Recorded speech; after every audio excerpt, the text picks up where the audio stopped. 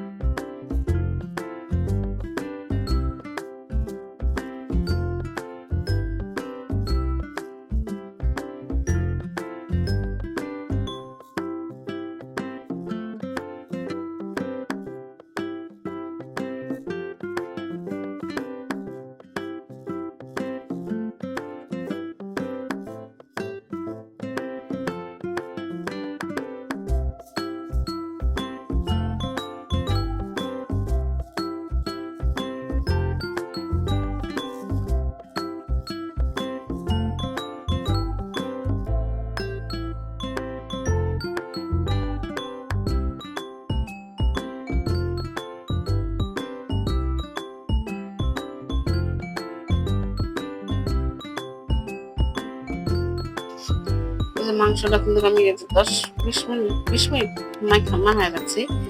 আপনাদের হাতে সময় থাকা আর বেশি মাখিয়ে রাখেন। পাতিলটা বসায় দিলাম,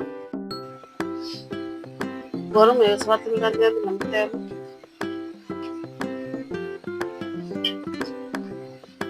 দিয়ে দেবো কিছু পেঁয়াজ কুচি।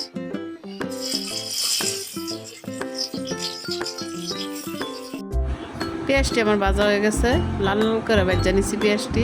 আর মাংসটা দিয়ে দিব, মাংসটা দিয়ে দিছি। পাতিল দেওয়া পানিটা একটু দিয়ে দিব। আপনারা খুললে দেখি আমি মাংসটা কিন্তু আমার পানি উঠতে দেখেন, একটুও পানি দিয়েছিলাম না আমি। কত পানি উঠছে, এই পানিতে আমার মাংসটা কষানি হয়ে যাবো। মাঝখানে কিন্তু আমি 2টা আলুও কাটতে দিয়ে দিচ্ছি। সচরাচর আমি গরুর মাংসতে আলু কম দিই, কিন্তু আমার ছেলে বলতেছে আজকে আলু দেখাবো, তাই আলুটা দিছি। তরকারিটা কিন্তু আমার কষানি হয়ে গেছে, তেল ছেড়ে দিছে, মাংস হাফ সিদ্ধ হয়ে গেছে। আমি দিয়ে দিব সব তেল ভেজে ছেড়ে দিছে। খুব বেশি জল দেওয়া লাগবে না, সেহেতু আমি মাংসটা কষা কষায় রান্না করবো। তরকারিটা কিন্তু আমার হয়ে গেছে, আমি দিয়ে দিব একটু মশলার গুঁড়া কিন্তু দিই, ভাজা জিরার গুঁড়া দিয়ে দিব, আমি অল্প গরম মশলা গুঁড়া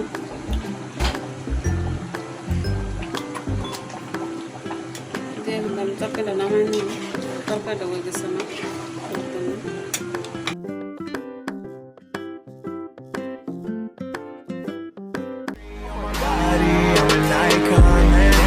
About a 10.